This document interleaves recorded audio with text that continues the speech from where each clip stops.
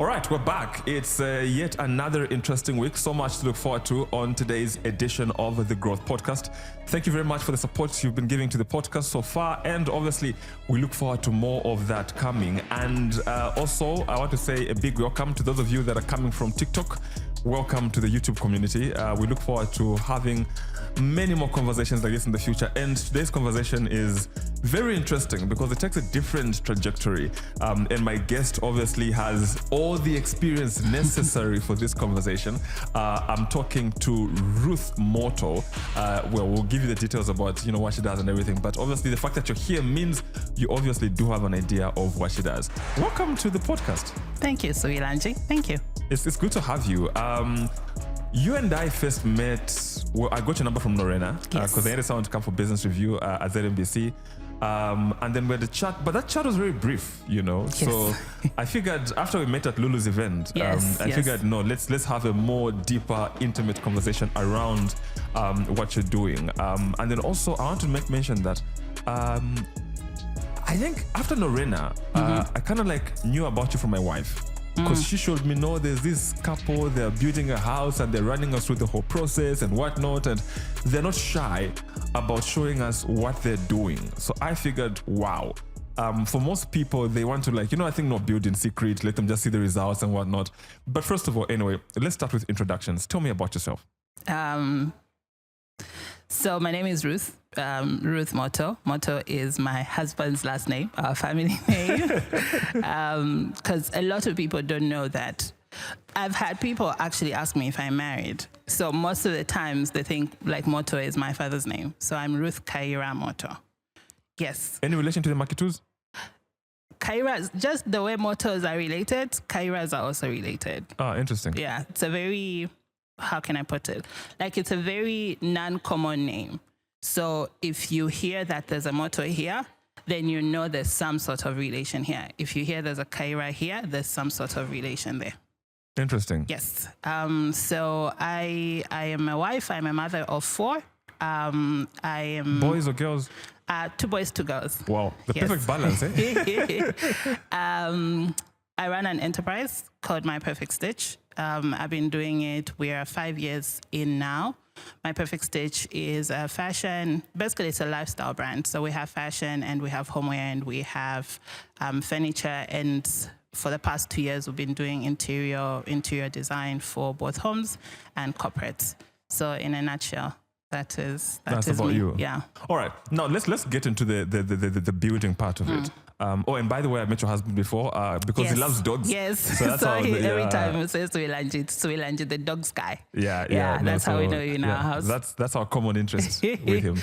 Yeah. What I wanted to find out now is talk to me about your building experience. Yeah. From just buying the plot, first of all, to actually beginning construction, because in Lusaka, first of all, there's this whole issue of buying a plot is very because like Chalala, for example, people used to know Chalala is very far. Then from Chalala being very far, now people are building in Kafue, in Chamba Valley Airport that side. I mean Minwood Airport that side and whatnot. First of all, where's your plot? Where are you building? In Lusaka West. Lusaka, exactly. You see, so 10 years ago that was too far. Interestingly, we bought our plot 10 years ago.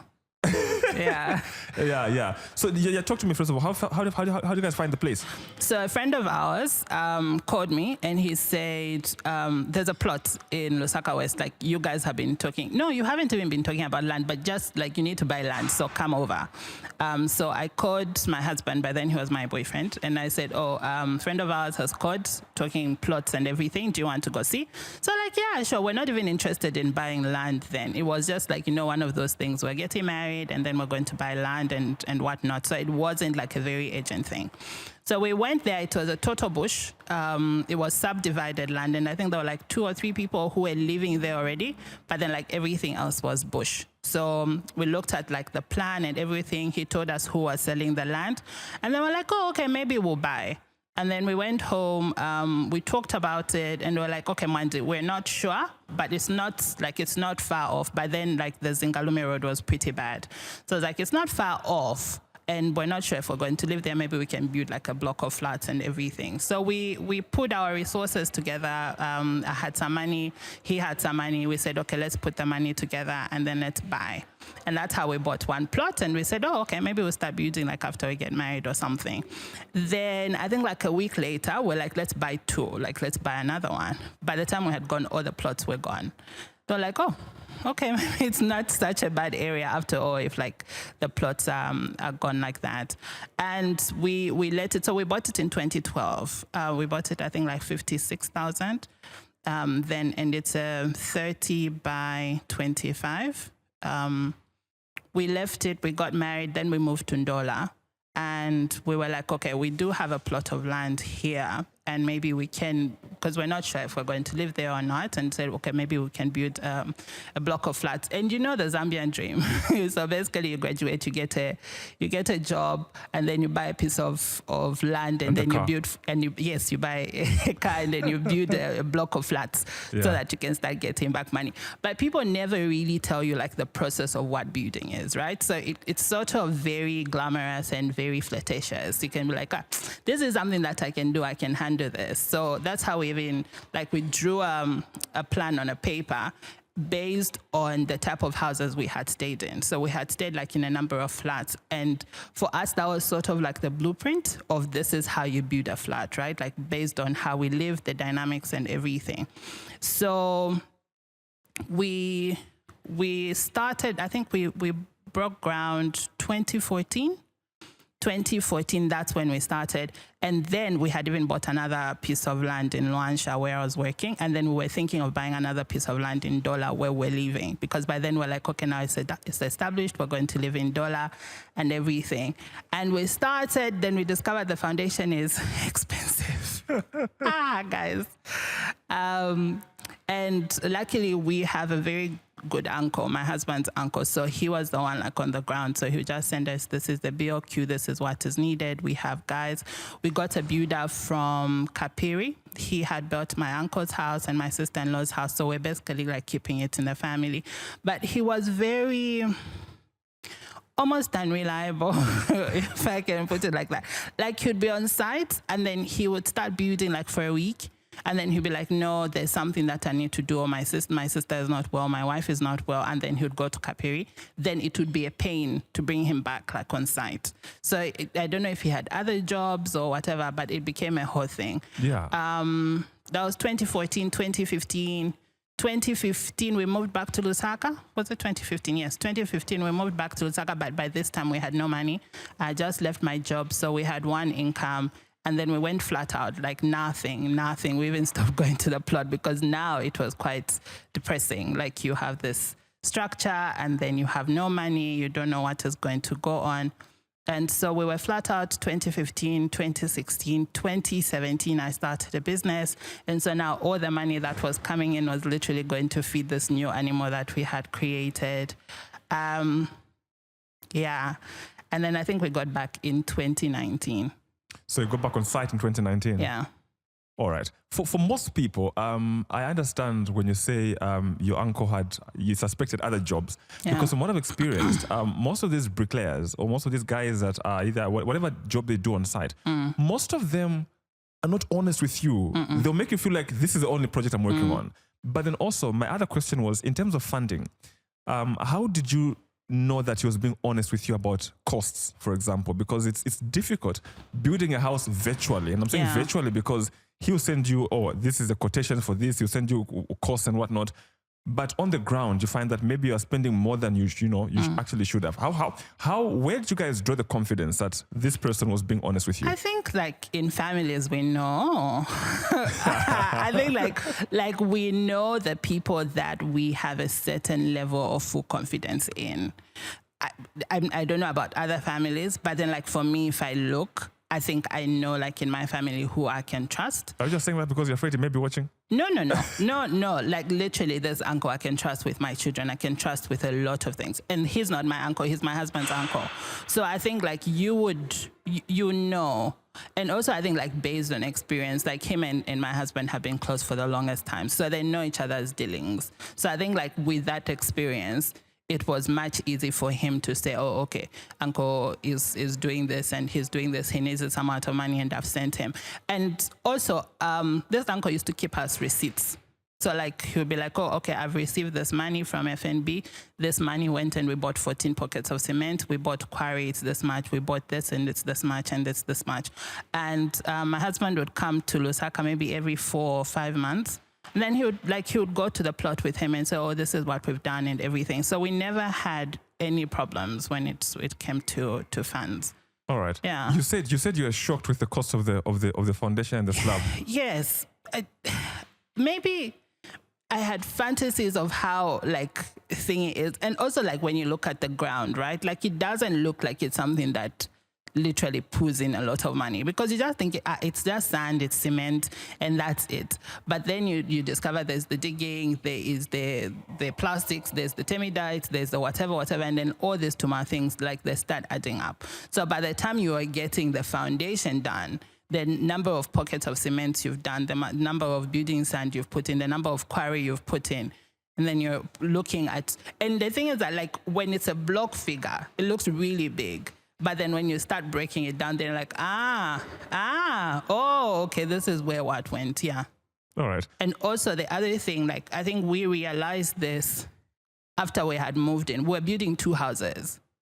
At the same time? Yes, because it was a block of flats, right? Oh, okay. But then our flats are not small. So it was like when we look at it now, when we're walking the house, we're like, this was the issue. If we had built one house, it would have been cheaper. But then we're building 2 houses at the same time. So it's 2 foundations. You're raising 2, everything is by 2. And that's why I think it was more expensive for us. Interesting. And are they done now?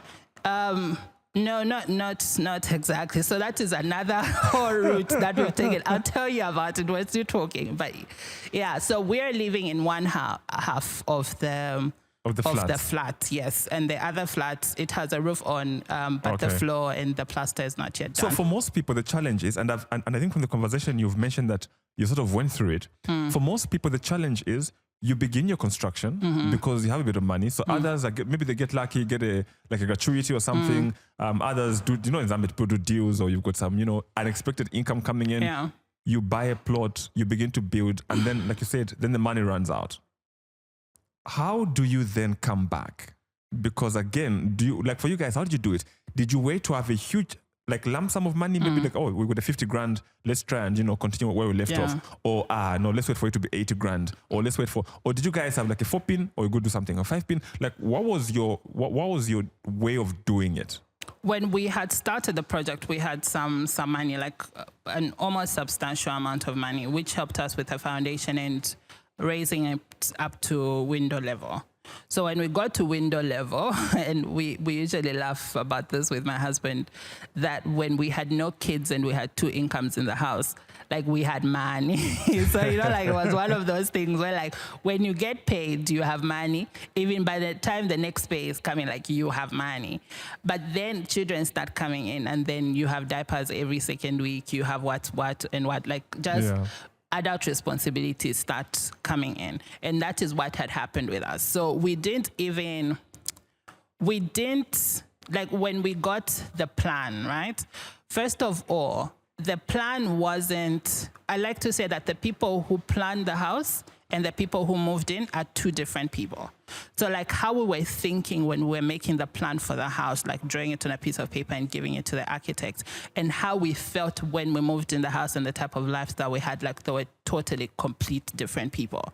So when we had drawn the little plan on the piece of paper and taken it to the architect, we drew it and left it with the architect. And then he drew it and he came back with us and he says, here's your house, this is the plan. And we just got it and gave it to the builders and said, this is the plan, build it. So we didn't walk through the floor plan. We didn't say, oh, okay, how do we live? Is this how we want everything to be? Is this where we want our master bedroom to be? Is this where we want our guest bathroom to be? How do we want everything in plan? That was number 1 mistake. Number 2 was the fact that we did not cost it. So all we did is that we just had the plan and we said, oh, builders, here's the thing. How much will it be? Give us a BOQ and start building, right? So they'll be like, oh, okay. So our architect, I remember, charged us $3,000 then. And our builders, like when we looked at how much the labor costs were, they were actually minimal. So it was one of those things like, oh, okay, we can afford this. But we're not looking at the bigger cost of it. And that was the materials cost. So like if you look at the labor part, the labor was quite affordable, even just from our normal pays and everything we could. And so we didn't cost it all the way to roofing level, or all the way to start like putting fixtures and everything. For us, it was just a factor, oh, now we've reached this level. Oh, great. How much money do we need for next materials? Or for these ones, you need 18 pin. Oh, okay, great. Do we have 18 pin? No, we have 10 pin. Okay, let's start with the 10 pin. Then let's see where we'll get the 8 pin from, right? And then we moved to the next level. Oh, okay, great. What do we need? No, we're putting the ring beam now. What is needed? Oh, you need what? You need what and what and what? Oh, okay. Can you cost it for us? How much is it going to be? So essentially, we embarked on a project that we didn't know how much it would cost because we thought miracles will happen as we were going on. And so when I left my job, and then now we're left with one income in the house, we're paying rent. By then we had 3 kids in the house.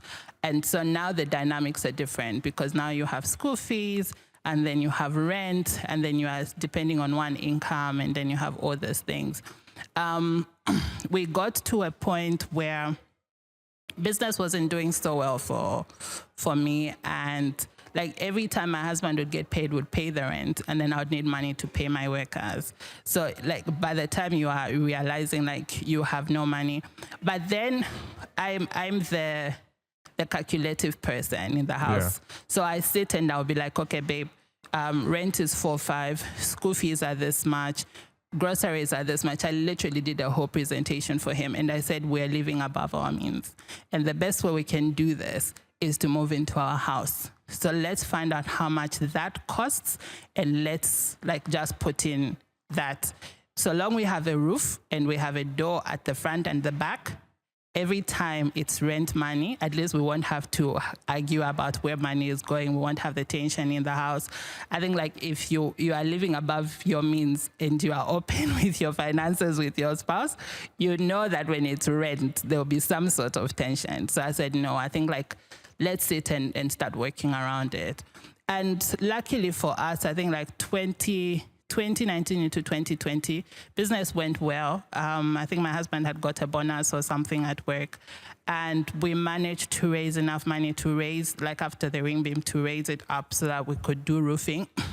We did roofing until our builder came and he said we had, I think like 58 100 by 50s that were missing, and the total cost was like maybe like 8,000 or 9,000. So we went on hot again because we're like, you had given us like the full cost of everything, and then we like sourced for money so that we could go into this phase. But then now we're getting to this point where we don't have this extra money, and we've exhausted every money that we have. So we went for a short hot, but then we were in a space of we don't have money. We're living above our means. We can't afford the house that we're renting. We had discussions of moving into a cheaper house than the house that we had, so that we could, like, the difference, we could save it so that we could finish our roofing. But my husband hates moving. So it was just like, we start parking in this house, then we go into another house, and then from there we don't know. And then there's also the chance of like you might settle in this other house where you are moving in, even though you have dreams of saying we'll just live there for like 6 months or something. And so we just went on full out, like pushing and saying like whatever amount of money we will find, it's just going to go into the house. And I think it took us maybe 3-4 months. We managed to raise money for the remainder roofing planks. And COVID time came, and then we made masks. Like we were making masks for different institutions. And then we had a deal that came in, and it was like really, really good for masks. We made the masks, and all the rest of the money just went into the house. And that's how we moved.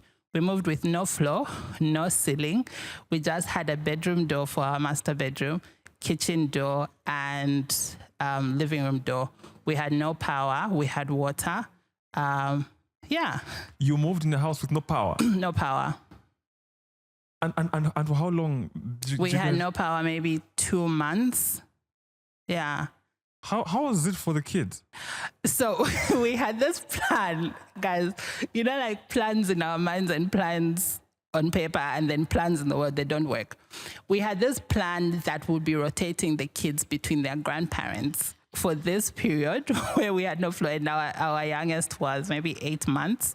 So we're like, okay, we have no floor. It means it will be flu throughout and whatnot. And then we said, okay, so when we move first week, we'll take them to my mom's house. Second week, we'll take them to my husband's mom's house. The third week, like we'll keep rotating. And it didn't work. So we just took them for a week and we're like, okay, let them just come back because we're like, we want to come home. And so we stayed.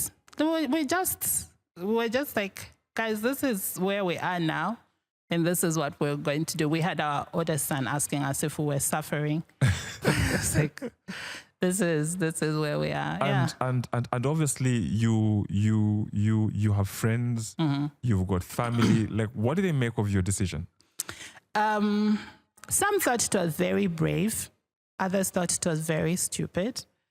But something about Kamona and I is that we make decisions and then we run with the decisions. So most of the times the argument will be between the two of us. But once we're in agreement, like the rest of the world doesn't really matter, which is something that I really like about us. So even when we told people that we would move, we had other people applaud us. And then we had other people like you have children, like how are you going to do this? How are you going to understand this? And sometimes when people are looking at you, they think, Ruth runs a successful business. Kamana is so-and-so in his workplace. They have a certain level of income, so they can manage to do these things. But they don't understand that we have a running loan, we have this, we have all these other responsibilities, and we don't really have the money that is needed for them. Did you guys get a loan to build the house? Yes. So at some point, my husband got a loan. And then we refinanced the loan after we moved into the house so that we could do like the floors.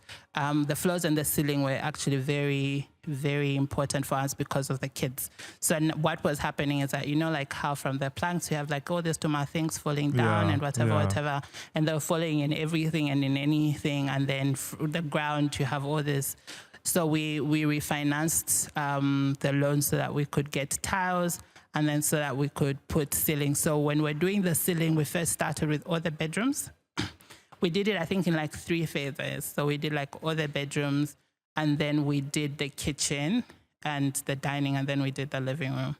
All right. Yeah. And so you moved into this house, no floor, like you said, no ceiling. How was it the first few weeks? I think like the first week we were very excited. Like finally we're in our own house. Guys, everyone would tell you move into your house, you need this, like you stop paying rent and whatever. And that was us the first week. And then the second week, I think like it was just mental torture and mental stress. And I think that went on for a longer time than the excitement. So now you're living in a house where, first of all, like when you're living in a rented apartment, right? Like every time you're looking for a house, you're looking for a house that has the tuma things that you're like, no, I want a shower in my master bedroom. I want whatever. You have all these tuma things. So now you're moving from that level of comfort into your house, which is your own, and it doesn't have any of these things. And so we had no wardrobes, we have no floor, we have no power, we have like literally everything is a mess. Where is my shirt? What shirt? I put it in this box. Which box? Because there's boxes in the kids' bedroom, there's boxes in the other kids' bedrooms, there's boxes here, where's what? You can't find things. And now it becomes, we should have just stayed. Why didn't you not agree to my thing? And then it becomes like a thing between the two of you, because now you made the decision together, so you don't necessarily have anyone else to blame. So you go through this mental torture, and also the fact that you don't have money. So it's a thing of like, okay, we want to live in a certain environment, but no matter where we touch, we don't have the resources that can move us along. So how do we now bring our minds to this place of saying this is where we are now, and let's start growing from there? To be honest, I think that is the mental stress that people don't necessarily talk about it. Yes, the peace of mind is there. that you're no longer paying rent. But it's also how are you now managing your emotions? How are you managing your finances? How are you managing? And most of the times we say, no, this month rent is going to pay for tiles. But you find that your rent is 4,000 kwacha. To do the tiling for your entire house is 26,000 kwacha. You get what I mean? So like now you have that discrepancy and say, okay, for me to raise the 26,000 kwacha, it means it's 6 months of rent money that I have to put aside. But it's just not tiles that you need. Like your walls are not skimmed or plastered. Your ceiling is still not done. You know, like you have no fixtures in your bathroom. So all you have is a bathtub. So when people need to brush their teeth, they're using the bathtub or they're going outside. But also you have no filter in your borehole. So you have all sorts of things that are coming out from your water.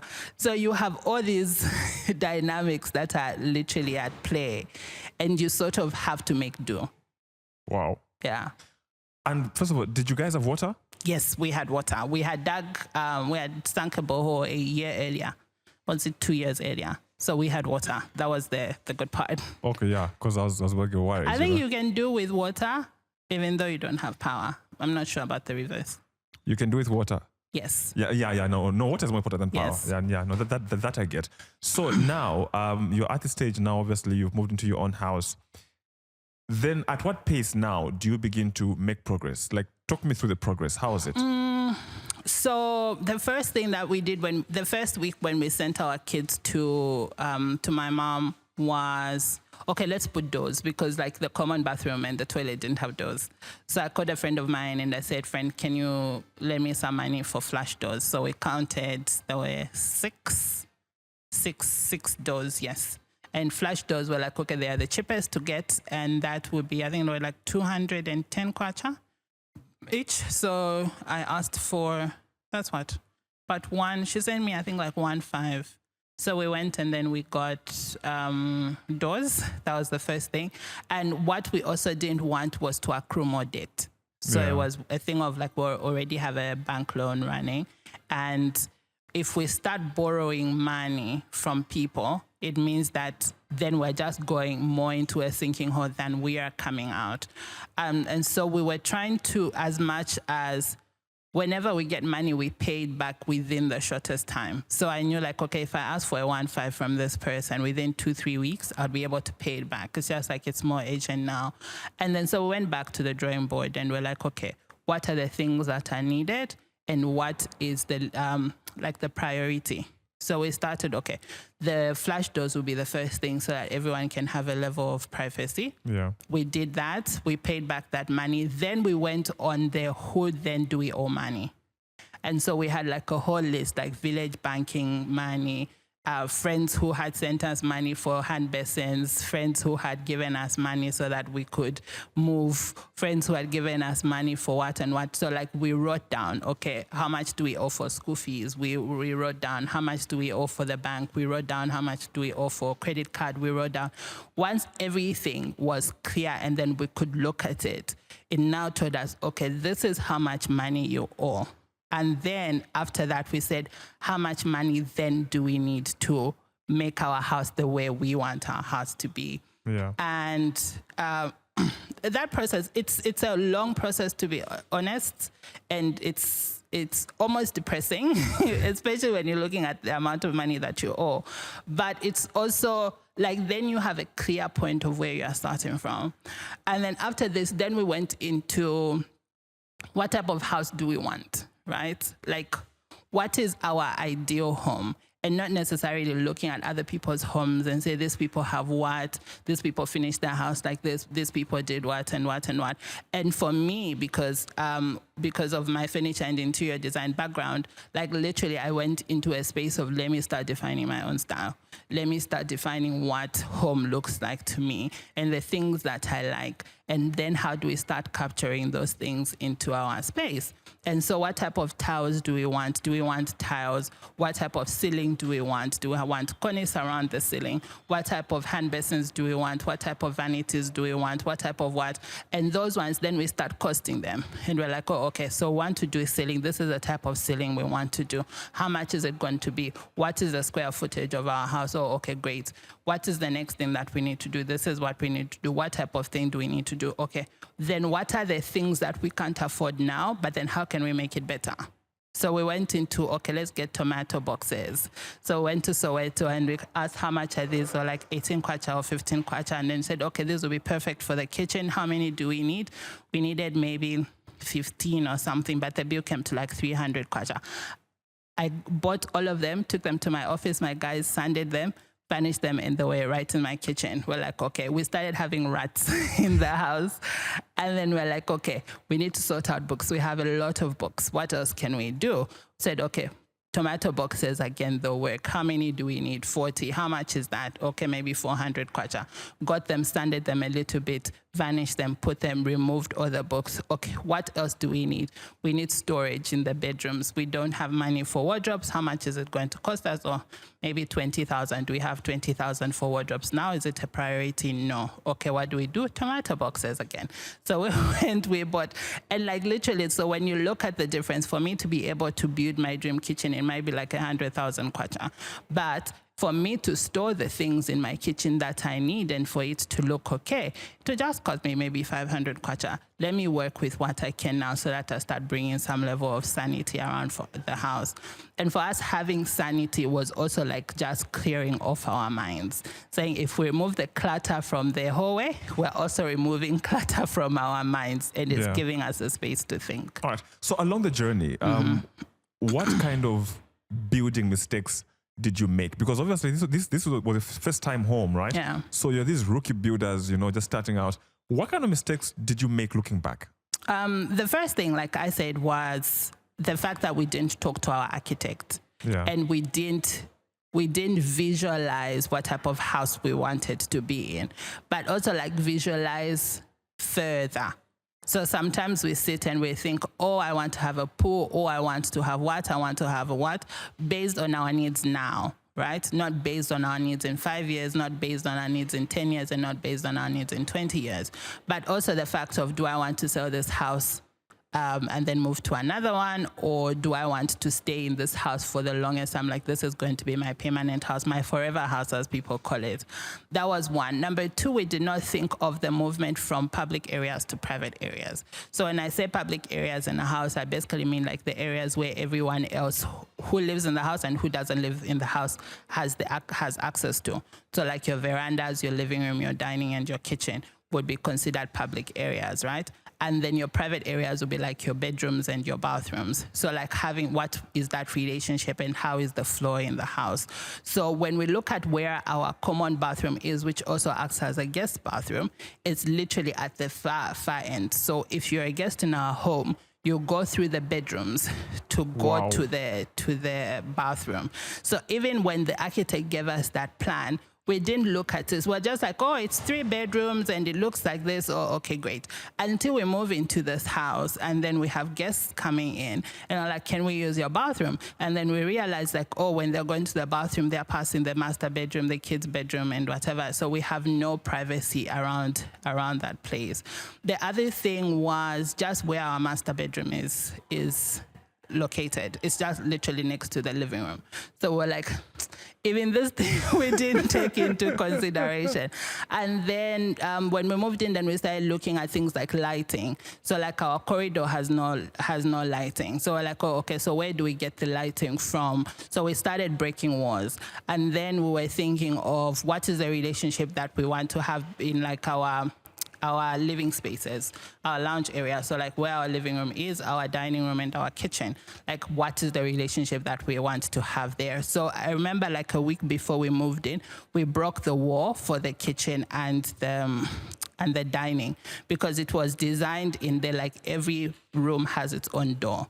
And we're like, no, we actually want to have a relationship between our kitchen and our living room. So we broke it in halfway and then we put like a slab there, a rosewood slab, which becomes the island. So basically the kids can be sitting and doing homework whilst I'm cooking or whilst my other daughter is cooking. I can be sitting and listening to music, or when my husband is cooking, I can be talking to him, so that we have that free relationship. But then also we we didn't consider guests. So it's one of the things that we talk about.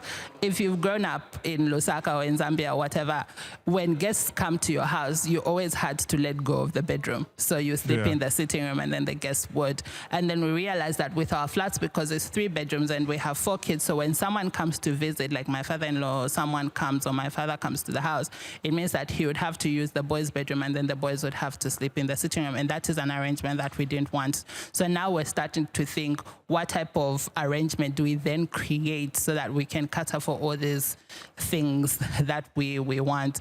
We also started looking at things like, we host quite a number of people. Where do they sit? How do they sit? All those things. Where's our outdoor? Are we going to have a garden or not? Where is it going to be? What is the relationship of the garden and the house? So like a lot of it was just, we trusted someone else who is not coming to live in our space to do all the design work for us. And then we just got that and we gave it to the builder. The other thing was that I think I had mentioned it, like not taking into consideration the full cost of something before you start. And we went with this even after we moved into our house. So we're like, oh, okay, babe, let's start the ceiling. Oh, great. How much is the ceiling going to cost? And with this, we just cost like the boards and the rhinolite. But then we didn't put into the consideration like all the Mooto things that are Shani, I've even forgotten the names, like all the Tuma things that are there to create the structure of where the ceiling is going to sit. We didn't take into consideration the labor costs or where we're going to find the labor. That was the other thing. So now we'll find ourselves in a situation where we get this guy to come and do a certain work based on a reference that someone has given him. But then he comes and he does shoddy works. And then also like the fact of like cheaper things, because now we live into this house, right? Yeah. And we're trying to make it as comfortable as possible. And so now we're like, okay, we need a hand basin or we need a tap. But this is not our dream tap, so let's just buy the one which is 100 kwacha. Then you buy it, then it starts breaking. So like it just becomes costly along the way, because now you're saying this is how we want to live, but this is not the way the house is structured. So let's break it down and let's do these things. All right. What have you learned is the difference between building a house or flats, for example, where you have no plan of living there? Because I've seen that a lot. Some people are building 2-bedroom flats, 1-bedroom flats. What is the difference in terms of how you make decisions about materials and the whole general outlook or the way you approach the whole process compared to where this is going to be by house from the get-go? Like, did you guys, first of all, maybe let me ask this. Did you guys know when you were building those flats in the beginning that we'll actually come and stay in here? So when we're building, when we had done the groundbreaking, we had already moved to the copper belt. So by then we were convinced that we're actually not going to live in those flats. Yeah. And also at this point, we're not even thinking of the finishes, to be honest. We were just thinking, oh, we'll build it and then we'll rent them out.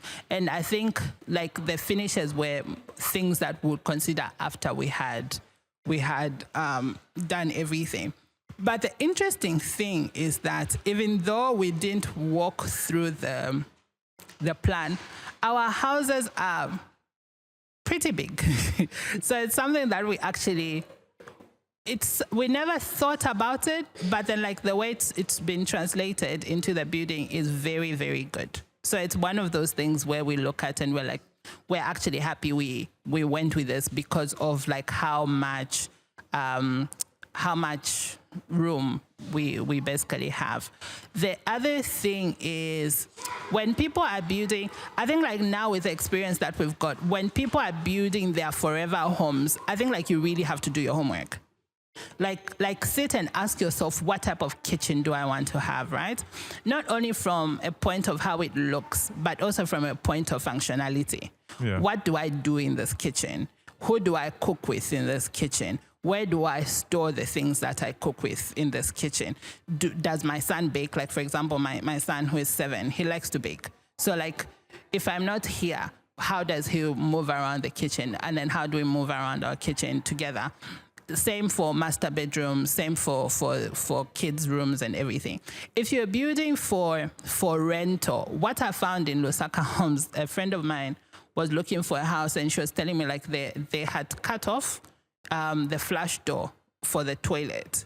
because the toilet was so small. So like when you open the door, they had to sort of like create. Wait, that was just a joke. I saw it on Facebook. No. That's real. Yes. So like it had to be like one of those where for you to open. Pass through the toilet. Yes. So like like you so open and then like... you walk in like that, and then when you do like that, then you have to close the door.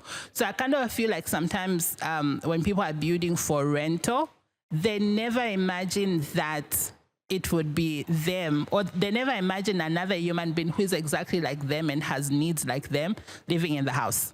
Oh, yeah. Yeah, so we kind of detach ourselves, but then like human behavior in a house is basically the same. So even though you're building smaller, just think of how people move and make use of the space that you're building for them. All right. And you mentioned the plot is 30 by 25, right? Yes. And you're building 2-3 bedroom flats. Yes. How do you guys manage the space? I have no idea. I have no idea, because then when they were doing that, the builders did everything together with our uncle. But when we moved there, we discovered that our plot is actually quite big. Okay. Like the plot is big enough. We've made like a number of changes. Now we're actually, because we're going to live there, so we're breaking the house. So it's now a new building to a renovation. So we're breaking it to make it one house. Wait, how far did you go with the other flat? It's completely done, but then it doesn't have windows, doesn't have doors, so it doesn't have things. thing. All the way up to roof level, and you're going to bring it down? We're not breaking it down. We're just breaking it to make it accessible as one house. So like we're breaking into walls. So like where we'll have, okay, this is a kids' play area, and then this will be the lounge area, this will be the kitchen, and this is where the dining is going to be. This is where the sitting is. So it was just basically looking at how we live. Yeah. So we got into that house and we said, okay, we're going to live here. We like our neighborhood. We like that we're against traffic. It's one of my happiest things that we are definitely against traffic. So when we're going home, we are going home to lesser traffic. It's not like Chalala, it's not like Minwood, it's not like it's very, very different. Yeah. So we started looking at the things that we want, the things we like, and the things that make us a home. And so like we're entertainers, my husband and I. When we're not entertaining people, we like to sit outside. The kids like to play outside. We want to have a garden. We want to have greenery. We want to have enough sitting outside as we do outside. We want to be able to host people who come and sleep at our house without the inconvenience of like getting our kids out of their space. So we sat down and we did like a new vision board. And we said, okay, this is the space that we're presented with, and this is where we want to live. We have made up our mind. What type of house do we want to have now? And so what we did is that we called a new architect and we said, this is our house, come work it with us and tell us what you think. So these are the changes we want to make, but we want to work with you from your professional angle and say, okay, this is what we can break, this is what we can break. We want bigger windows, we want all these other things. How then do we work around it? And so we gave her our initial plan. She went and she changed it, then she presented to us. And so now we're in the phase of working around that. Wow. So, but will the changes affect your current house in terms of the breakings and whatnot? Yes, they will. So what we did is we also got like an engineer to come on site and say, okay, this is what we want to do. These are the changes. What do you think? So he looked at it, examined the wall, and then he told us the spaces that are okay to break, the spaces that are good to keep. So the architect did their work and said, this is from what you have explained to me. These are the spaces that I feel you should break. These are the spaces that you should extend. This is what you can work around it. And then the engineer came and then he told us, this is where you break. This is how they build after the breaking is done. This is basically the step of what you do to achieve what you want to do. All right. So throughout your whole building journey, what stage of the house for you was the most expensive? I think the foundation and the roofing. And also the fixtures is also going to be really expensive. Yeah, someone was saying me fixtures are very expensive. Like, no. They are to an extent, because fixtures are basically your personal preference. In Zambia, that is very hard to define because our personal preferences are based on our neighbors' preferences.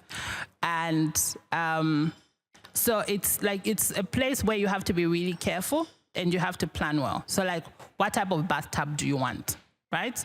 And bathtubs are in the range of 1.5 to 32,000.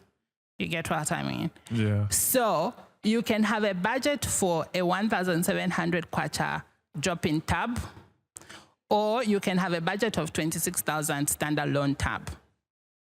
They're both fixtures. It's just like you need to know what it is. So we can be building the same house, everything the same, but it comes to fixtures, it's totally different. So you find your budget for fixtures is 500,000, my budget for fixtures is 250,000. So that's where like things have to start working out. Also, I've come to notice that if you have an electric plan, it's much cheaper than having your electrician create the electric plan for you, and then you realize, no, I actually want a chandelier here, and then I want a standing lamp here. Then they're like, oh, okay, for us to create a chandelier here, we have to cut through your ceiling, then we have to get a wire and then pull it up from what and what and what. It becomes expensive. And I've discovered electric plans are very easy to do. Like even an amateur person can do. I didn't even know that there was something called electric plan. There is. Like, where do you switch on your light from? Where are your, like all these Sato things, which are things. Here, the socket is there. It's not socket. Yes, but then like how do you get there? Like you literally have to step on something to get, which are things that which are things we never think about. So when you start planning and saying, okay guys, this is what I want my kitchen to be like, right?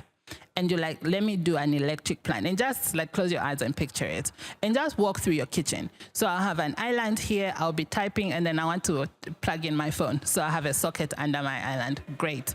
I will have my son doing things here, and then he can be playing around with his laptop or charging his phone. I also have a plug-in thing in there. Okay. When I walk in and I'm walking into the house, after I've come back from a long day, there's no one in the house, I want to walk in and switch on the light. Where do I switch on the light from? Where is the normal height? You walk in and you switch on. Okay. But then I don't want to come back here as I'm walking out of the kitchen to go to the other room. So where else am I going to switch off the light from? Here. So you have your 2 points. So like having to think through all these things so that even when you're sitting with your electrician, you're not giving him the full allowance, because that's what we do with our people. Yeah. We get them, bricklayers, electricians, that's basically all these vendors. We get them and we say, this is my house, so do what you want. And then they do what they want. They don't live in that house. They go away, then we start complaining, how can this person put a thing in here? What were they thinking? But it's you who live in that house. How do you want to live? So make up that and then translate it to your electrician. Then you have a conversation. I want to put this here. What do you think? Oh, okay, this is my reasoning. Even when he starts saying no, then you know, this one doesn't understand what my vision is, and you work around it like that. All right. Talk to me about roofing, because now there's this whole, the flat roof is cheaper. The flat roof is cheaper than the hipped roof and whatnot. Yeah. How did you guys make the decision? Because first of all, you haven't mentioned which one you guys went for. We have the hipped roof. You have the hipped roof. How did you arrive at that decision? That is how the plan was. So when we got to the place where we ran out of money and then we had done the rental, the next thing was, what is the roofing?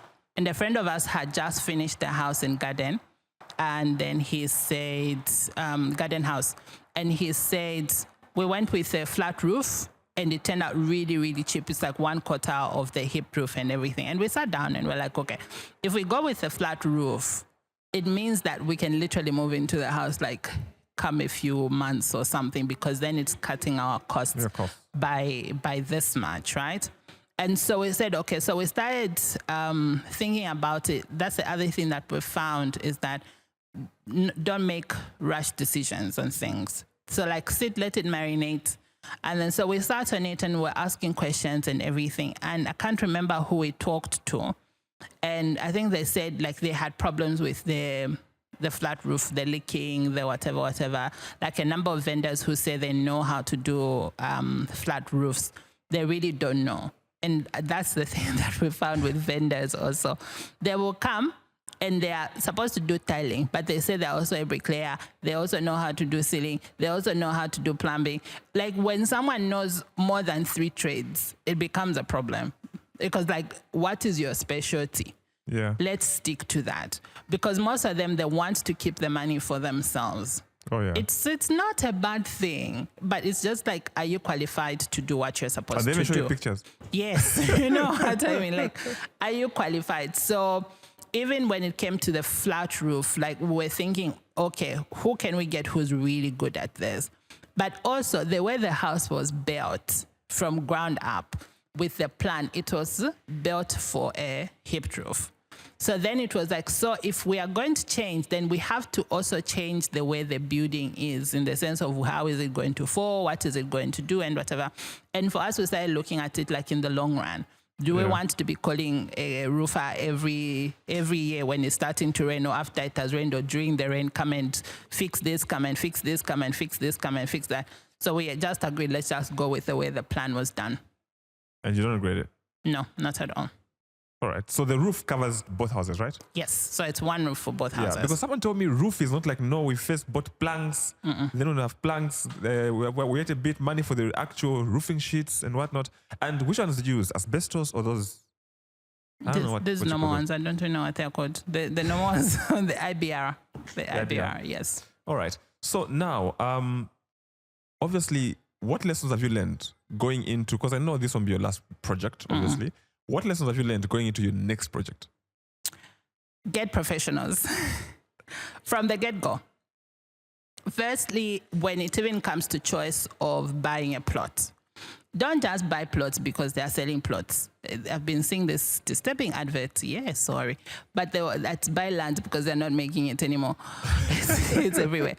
Which is true. But then, like, be very deliberate in your choice of property. Like, where are you buying your plots? Like, just have forecasts and just say, this is where I want to live, or this is the type of properties I want to have on list if you want to rent them out, and this is the environment or the area.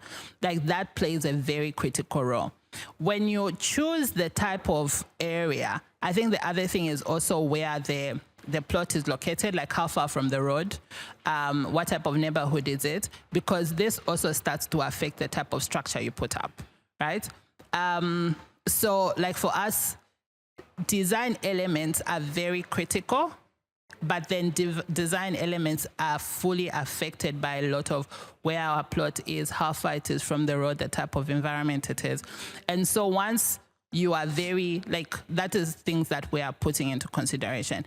Number two is have a vision for how you want your houses to be, whether it's rentals or it's house where it's your dream house, and then create the vision. Like, it could even literally like just write a brief. Like, I want my kids to have a playroom, I want my kids to have a study room, and I want my kids to have a video games room. I want my guests to be here. I want them to have their own thingy. I want to have a studio in the house. I want it to be located here so that when I drive in, it takes me to my studio, it takes me to my kitchen. Like, just sit and have a clear mind. And then number three, dialogue with your architect. That is like the one thing that we totally regret with our first architect, because sometimes we're just like, what was this man doing, or what were we doing? You know what I mean? Dialogue with your architect is very important, because there's a house that I'm working on in Lilai, and the way the windows are positioned is that you don't have space for your wardrobe door. So when you open your wardrobe door, it literally closes the window or hits into the window. But then they had put a window into the garage. And so like the architect had drawn all these things and given it to the builder, and the builder just started building and said, apapali window, apapali thing. But then when you have when your architect does your drawings, sit and ask, nangai window, nangai shan, like, have dialogue. Don't do a separation, because a lot of us I just want my house to look nice. No, like, walk the process. And number three is the next professional. Yes. So your architect, and then have an interior designer, or just consultation. Yeah. Just for them to help you with the flow of the house. Like, this is important. A lot of times we just think, but then you build your living space to be so small. So like, just understand, like, what are the specs I can work with? Like, if I want to do a small living room, what are the measurements of a small living room I can work with, so that whoever lives here, whatever amount of furniture they have, they still like have enough floor. And then I think the third thing is like just don't look at your neighbors. Like just put like a closed eye. When we decided that we're going to break the wall for our house, and we were talking to someone and he says, but you can always build your dream house. Why do you want to start breaking things? And sometimes when you're not clear with your vision, everyone, whatever they say. Yeah, they have an opinion. Yes. So you start, kapena tichitevaso, and it just becomes hectic. The other thing is just like read Mwandi. I know like it's quite difficult. If it's not reading, just watch home tours on YouTube. Like they bring out more possibilities to what your house can be. So you find like on the streets, it's very common now, even when you're looking for houses are built the same. Like just build a house with your character. And that is something that we've been doing, and we really enjoy it. My kitchen doesn't have tiles throughout. It actually has stones. Like I got stones from when we're digging the, what do you call that thing for the manhole? The manhole, yes. Yes, so I got all those stones and I put them on my kitchen, and it's my most favorite thing in the house. Oh. So it's just like have things that are things about you, not. They say, no, my kitchen should have tiles from bottom left. It's just wet areas where your sink is and where your stove is. Like, that's why you have tiles, so that it's easy to clean. But the rest of the things, you can play around with them. All right. My final question. What would your advice be to people in terms of managing costs in home construction? Budget. Like, budget is very critical. Like, understand... It can even be in phases, right? Like understand how you have income as a person, where all your income streams come from. Understand what type of house you want to build. And then it also depends, like, is it your dream home or your shiny home? And sometimes it can be, okay, let me build this home, then I'll build my dream home later, right? Just because you're working with costs. Yeah. So do research. A lot of us are building now. There may be people who want to hide the costs, but there are other people. You always find a person who's willing to give you information. Find out how much a foundation is and stage yourself and say, okay, if a foundation costs me 60,000 to do, and then how much is the rising going to take me? How much is the rental going to take me? How much is the roofing going to be? And then how much is everything going to be? So once you understand those budgets, and then also understanding your budget also helps you understand where you can cut down. But this has to be like based on research. So in saying, okay, instead of, for example, like this wall is, right? Can I use Semcrete? How much is Semcrete? A lot of people have been saying, no, you can use Semcrete because it's cheaper than tiles. No, Semcrete is actually more expensive than tiles. So like it's understanding those things and not just saying, no, I want to do this, and then this is how much it's going to be. Instead of dreaming up costs, do research and find the actual cost, and then pace yourself and start asking yourself, like, can I get a loan? How long is it going to be? I have a friend mentor who likes to say that when you're building a house, especially if you're building it for rental or as a project, make sure that you have enough funds to build from ground to when a tenant comes in, or you've set like a proper timeline, because you know where money is going to come, and you have all these deals or whatever that you're doing so that money comes in. Otherwise, you'd find that you get a loan, you put it in a structure. A house is not a structure that will give you back money when it's not done. So like for it to start materializing and giving you back money, it has to be done. And most of us go in and we get a loan and say, we're going to do a house. We haven't done the costings. And then it's stuck. It's just at roof level. It's been stuck for 8 years because you didn't do the costing. So sometimes instead of doing, let me do 3 flats at the same time, start with one. One finish, raise it, it finishes. Then when you have another set, then you do the other one, then starting with 3 or 5 flats and realizing that you can't complete them. All right. Yeah. And then sometimes the challenge that is there, sorry, this one, I said last question, but the challenge others have is you're building, but then you're looking at the next person in terms of, no, we say it together, they're at roof level, we say it together, but then they're putting orphans, me, I'm still at, at, let's say, slab level, and so that gives you pressure. How do you think people can manage those kinds of problems? Having honest conversations with yourself if you're building alone, with your partner if you're building with them, and just having like a very close community. That has helped. For us, we live in a complex. And we're laughing with my husband because when we moved in, which was 2 years ago, I think like the first 2 houses when we're just driving in, they were not built. And then now both houses are finished, like paving, painting, like everything is done. And the same owners are building, I think like a block of 9 flats, and they built them in like 3 months. Like 9 flats in 3 months? From ground level. If it's not 9, then it's 12 flats. Like literally from ground level. And now they just finished plastering. They've done the roofing, they've done thingy, like they've plastered everything. And so we always laugh. And it's just like, baby, we're not serious. But then the truth of the matter is that where our pockets are is very different from where their pockets are. I always say that you never know what happens in people's houses. The only thing that you know is what you have access to, what they have given you access to. And you can start feeling jealous or being envious for people, but you don't know their story. You know what I mean? Like other people have money from 4 generations before. So you can be saying, I'm just at sub-level. My friend has finished. They're going to build another mansion. But someone else is funding their dream. But then another person could just have a better paying job than you do, and they have lesser responsibilities. Another person could have equal responsibilities, but just where they get their money is very different from you. Other people could just have all sorts of deals that they're working with, and you're quite envious of them, but you don't know what their source is. So I think like just having truthful conversations with yourself and saying, this is where we are, and we know that we're doing everything in our power to be able to raise enough funding, and just being clear on your lane. To be honest, from here you're going to Kapiri, other people are going to Ndola, other people are remaining in Cabo, and others are just going to Chisamba. You can be arguing with someone who's going to Chisamba when your dream is actually much further.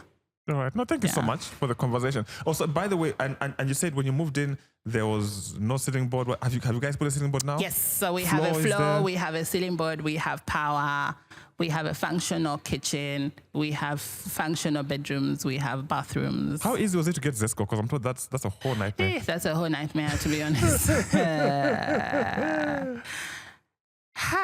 No, it's a whole nightmare. My husband handled that whole process. And that's the other thing. I think like if you're building with your spouse, give each other responsibilities. It works so that when you're coming, you're just coming to report. And I deal with a lot of design things in the house. My husband deals with a lot of outside. So like the gardening, the outdoors are predominantly his. I'll come in with a bit of here and there. Yeah. And then so like if it's fixing water, he'll deal with the plumbers. Sometimes I'll find a plumber and I'll be like, this is the plumber, you talk to him, he'll buy all this. It helps. All right. No, thank you so much. I think we'll talk again when, you're at a different level together. But you guys are like what? Buying plots and or stuff? Do you have other projects or plots that are yet to become construction sites? Maybe in like 3-5 years, we may start another project. Wow. Yeah. And the costs, were you surprised that the costs are going up? When you get a quotation today, because that's happening nowadays. You get a quotation today after 3 weeks. After 3 weeks, yes. The same. That was with metal, with cement, with tiles, a lot of things. Wow. But then, like being creative, like I had said, helps. There's a guy who used pan bricks in his house. I think it was on Building Our Own or something on Facebook, and it looked really, really nice. But then, like you also need to know and understand how does this work and where that is. I learned that in Malawi they use pan bricks. It's rare. Brick houses are very rare in Malawi. In fact, when I was there, I never saw any house with bricks. The bricks. Pan bricks. I don't know why they do it like that. How can we adopt? We should find out how we started building houses with blocks. Yeah, but it just helps. Yeah, no, thank you so much for the time. Thank you for having me. Yeah, we'll keep the conversation going. And also, so you're on Instagram, I know. What's your username? So Instagram, our home journey is called The First House. First House? Yes, The. THEE. Oh, The then First underscore House. First House, and then Ruth Mooto for my personal page, My Perfect Stitch and My Perfect Stitch Home for my business pages. All right. No, we'll keep in touch. Thank you so much. Thank you for the time. All right. So that was a conversation with Ruth Mooto talking to us about her experience, and I hope you guys could relate. Well, I could. Sometimes I was imagining, okay, the mistake they made, I almost went to do it, or I made it. But yeah, the whole idea is that we're learning from conversations like this one. Thank you very much for the time. If you're still here, thank you so much for being here this long. Most likely, if you're still here, you have a housing project, or you're thinking about a housing project, or you're about to take a loan to buy a plot or finish your house, or whatever financing options that are available to you. Otherwise, thank you. Don't forget to like, share the video, and also invite a friend and tag them through. And please do leave a comment and give us some feedback. We'll see you next week as we share another video. Enjoy the rest of your day.